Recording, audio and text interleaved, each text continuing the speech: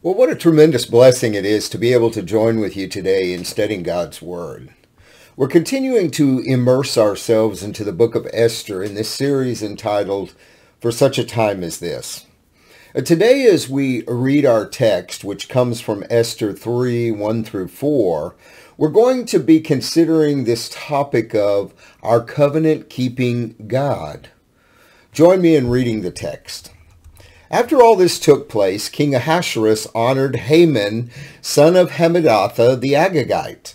He promoted him in rank and gave him a higher position than all the other officials. The entire royal staff at the king's gate bowed down and paid homage to Haman, because the king had commanded this to be done for him. But Mordecai would not bow down or pay homage. The members of the royal staff at the king's gate asked Mordecai, "Why are you disobeying the king's command?"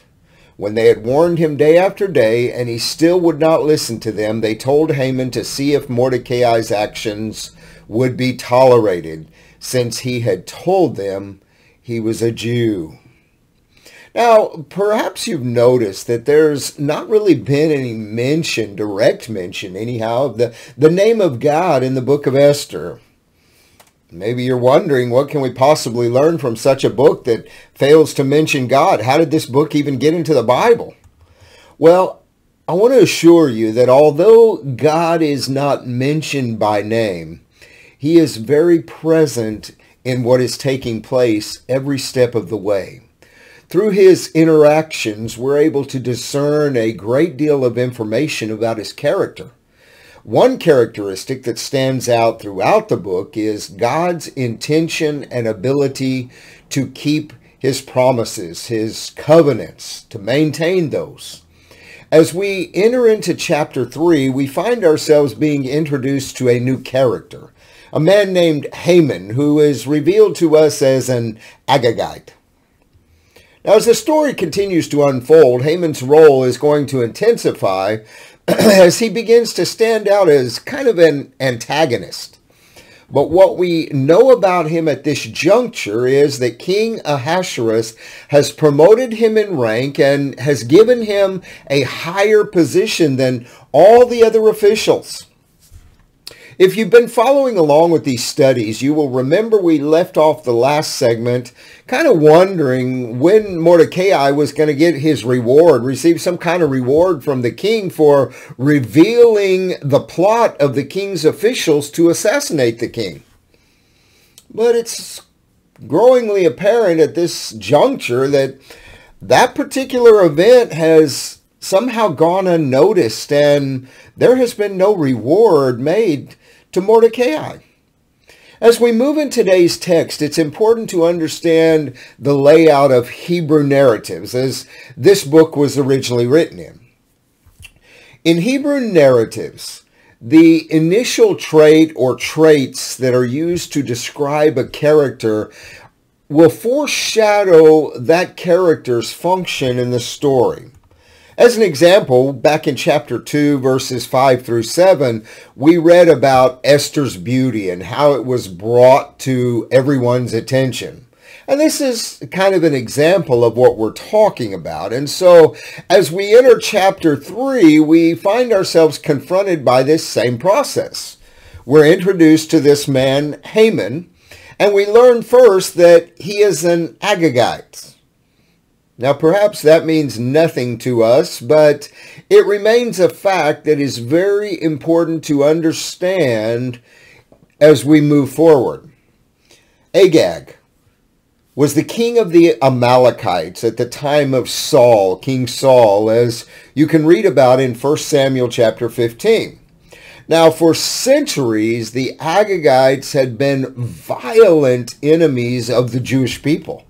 This fact would have been very well known to the original readers of this book. And with this knowledge and understanding, the Jewish readers of the time, they would have held their breath when Mordecai stood up to Haman and refused to bow before him, even at the king's command, as verse 2 shares with us. Perhaps they would have even gasped when Mordecai revealed his Jewish identity in the court, as verse 4 reveals. Mordecai's courage would have placed him in very high esteem by these original readers. They would have also recognized the conflict between Haman and Mordecai as kind of a reflection of this ongoing, long-standing conflict between themselves and the Agagite nation. You know, as we arrive at this point, we got to wonder if God would continue to uphold his covenant promises for the Jews because, you know, they were living in exile, and they were in exile because of their continued unfaithfulness to God. Is God going to continue being a covenant-keeping God to them? Or is he just simply going to write them off? Some good questions, good thoughts in that, because it can mean a lot to us today. Do we serve a covenant-keeping God? Do we serve a God who carries out and fulfills his promises? Or perhaps maybe he writes us off when we live unfaithfully to him. You know, as this narrative continues to unfold, we're going to discover the answer to this question. But for now, we must keep in mind that God is working, and that God is ultimately in complete control of everything that is taking place. What we're seeing happening in this book of Esther, we understand that God is behind the scenes bringing all these things to pass. In our world today, with all the conflict and the chaos going on, God is still in control. He is taking these things that are happening in our world, and he is molding them and shaping them and preparing our world for what he still yet has in store. We must also remember, as we study the Bible, that we find that God has always kept his promises. You go through the Old Testament and you begin to read the stories of the Old Testament, you find that God kept his covenant with his people. While there may certainly be intermittent times whereby God had to discipline his people, he did so for the purpose of drawing them back, bringing them back into that place of relationship with himself where they may find his covenant blessings. Oftentimes you may find yourself doubting God, and perhaps even doubting that he's going to continue to fulfill his promises that he's made to you, that he's made to us.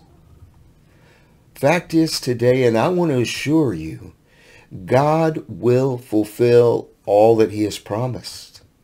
You can trust him with all things. He will never fail you. His love for you is there to stay. Until next time.